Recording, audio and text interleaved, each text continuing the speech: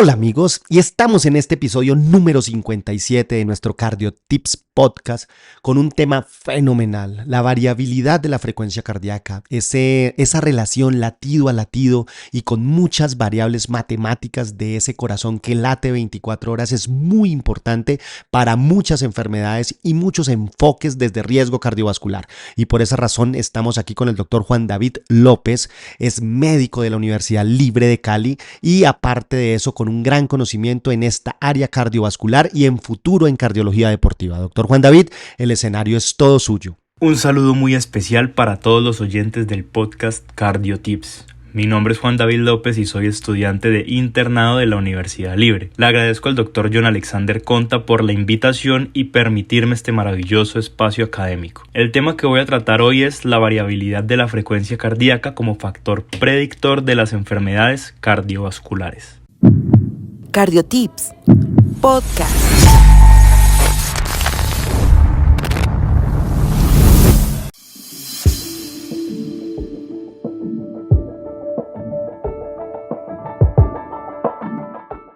Considero que es muy interesante, ya que gracias al auge y mayor accesibilidad de los dispositivos portátiles como los relojes inteligentes y las bandas pectorales, es posible la medición constante de este parámetro, por lo que en un futuro no muy lejano tal vez se permitirá ampliar la perspectiva individual de cada paciente en lo que respecta a su riesgo de padecer enfermedades cardiovasculares. Por ende, hablemos primero de las enfermedades cardiovasculares, que como su nombre lo indica, son aquellas que involucran al corazón y los vasos sanguíneos, en donde destacan la cardiopatía coronaria asociada a eventos de aterosclerosis y la enfermedad cerebrovascular, siendo estas las más prevalentes, con un aumento del 41% en las últimas 2 décadas, que lamentablemente se llevan a más de 17,3 millones de personas anualmente. Por otro lado, la Organización Panamericana de la Salud y la Organización Mundial de la Salud, mediante un estudio realizado en el 2013 con el fin de analizar la morbilidad y la mortalidad presentes en el continente americano, concluyeron que con un 37.6% las enfermedades cardiovasculares fueron las de mayor prevalencia, entre las cuales las miocardiopatías y las enfermedades cerebrovasculares también fueron las más frecuentes, y tras 10 años este patrón permanece vigente. Y lamentablemente en Colombia, según el DANE, Departamento Administrativo Nacional de Estadística, presentamos un comportamiento similar en cuanto a las enfermedades cardiovasculares. Por lo que entonces es vital el diagnóstico temprano de las enfermedades cardiovasculares para tener una efectiva disminución en la morbilidad y mortalidad. También lo es la identificación de factores de riesgo que nos permitan estar alertas de una inminente aparición de enfermedades cardiovasculares antes de que éstas se presenten. Tomemos como ejemplo la falla cardíaca, donde contamos con todos los marcadores que podamos contar, como lo puede ser el NT-proBNP, la troponina T, OI de alta sensibilidad, el índice albúmina urinaria, creatinina o la relación renina-aldosterona. Sabemos que todos son excelentes para determinar la aparición o estadio de la enfermedad, pero estos tienen un defecto en común, es que requieren de laboratorios paraclínicos para poder ser obtenidos. Entonces es aquí donde la variabilidad de la frecuencia cardíaca podría en un futuro no muy lejano ser uno de los parámetros diagnósticos al alcance de todos. Solo se requieren de estudios poblacionales que apoyen su uso clínico. Entonces entremos en materia. ¿Qué es la variabilidad de la frecuencia cardíaca? Sobre el papel es un parámetro que podría considerarse como algo simple, ya que se trata solo de la variación en el tiempo que transcurre entre los intervalos RR en un electrocardiograma, parámetro que incluso podemos asociar a patologías negativas como la fibrilación auricular o los bloqueos atrioventriculares.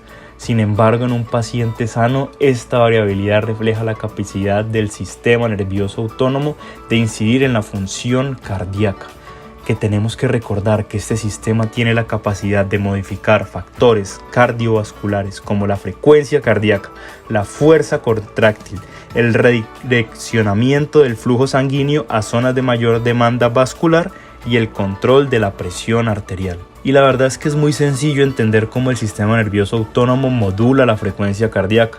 Partamos de que en condiciones fisiológicas nuestro comandante siempre va a ser el nodo sinusal. Esto es ley. En reposo el nodo sinusal posee una frecuencia de entre 95 a 110 latidos por minuto, esto sin recibir ningún otro tipo de estímulo.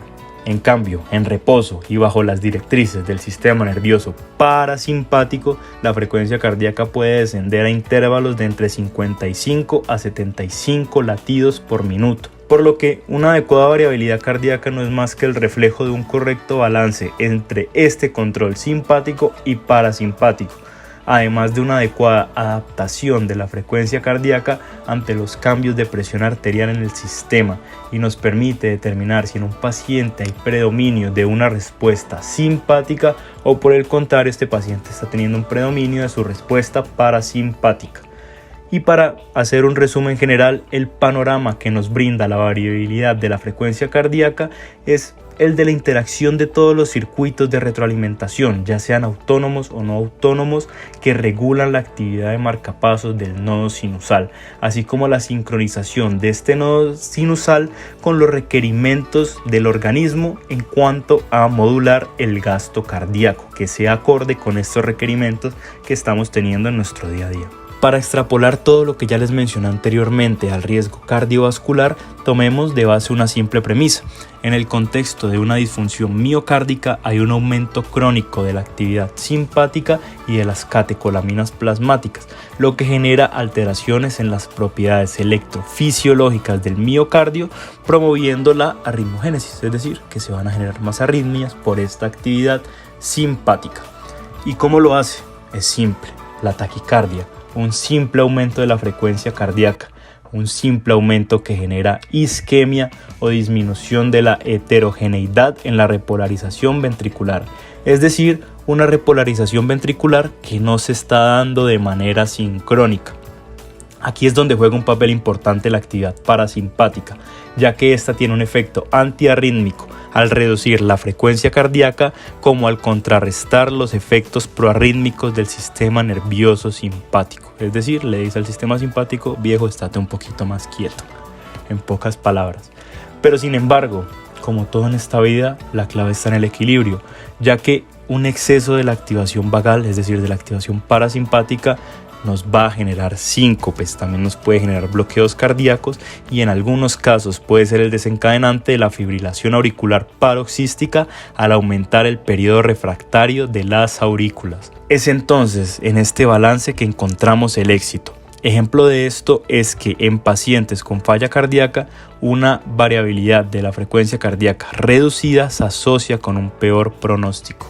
Entonces, ya tenemos claro qué es la variabilidad de la frecuencia cardíaca. La pregunta que nos surge es: ¿cómo la medimos?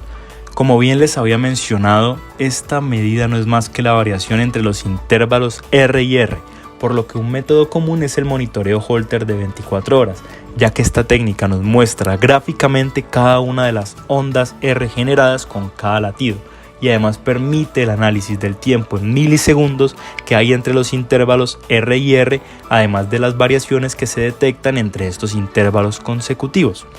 Pero yo al inicio les hablaba de la portabilidad, y es que gracias a los dispositivos portátiles como las bandas de monitoreo del ritmo cardíaco e incluso con dispositivos portátiles como relojes, Polar, Apple Watch y otros smartwatch, es posible llevar un registro diario de este parámetro, ya que, como sabemos, un dispositivo Holter no es algo que esté al alcance de cualquier persona.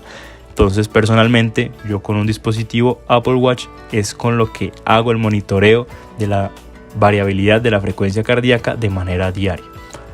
La medición puede cuantificarse mediante tres métodos principales: las medidas en el dominio del tiempo, las medidas en el dominio de la frecuencia y la turbulencia del ritmo cardíaco, pero les haré hincapié en lo más importante de cada una de estas. Empecemos con las medidas en el dominio del tiempo. Entre estas tenemos el SDNN, que no es más que la desviación estándar de todos los intervalos RR y nos permite calcular la variabilidad entre todos estos latidos cardíacos sucesivos durante un periodo en un tiempo determinado.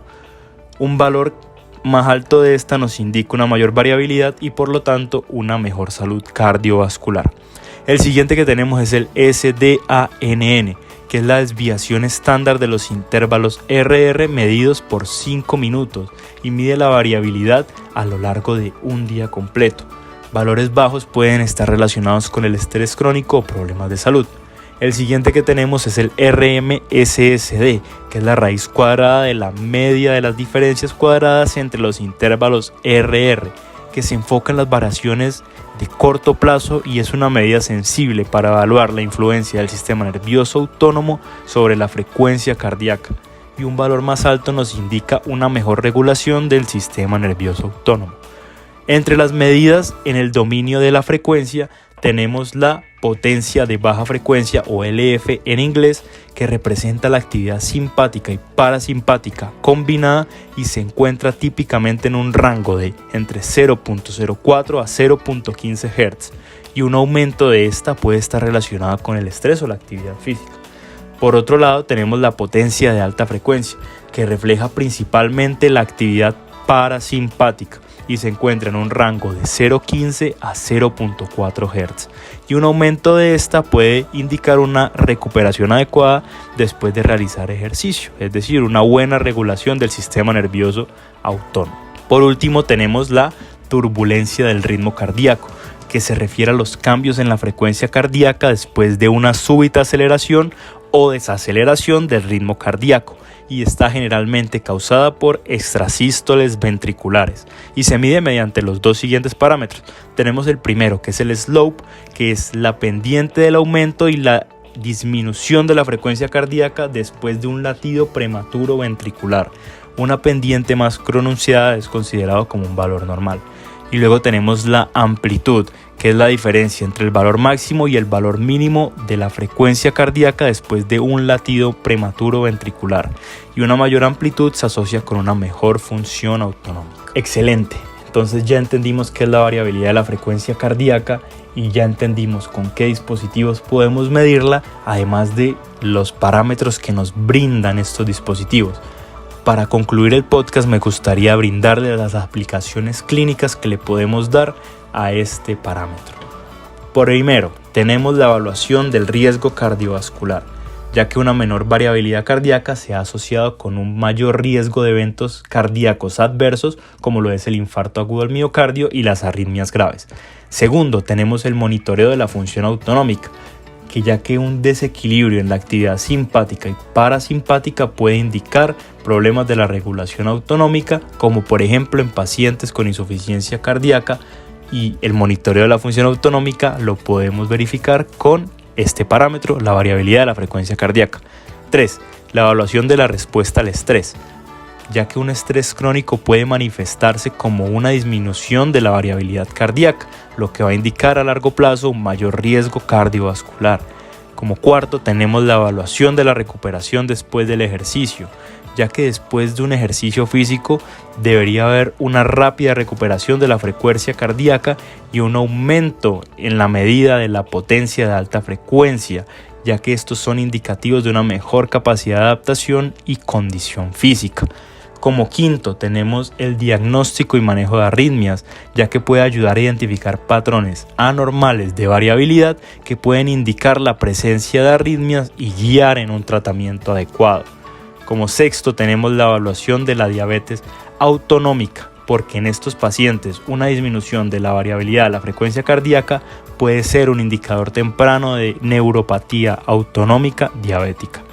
Como séptimo, tenemos el seguimiento de la terapia cardíaca, como por ejemplo la terapia de resincronización cardíaca en pacientes con insuficiencia cardíaca congestiva.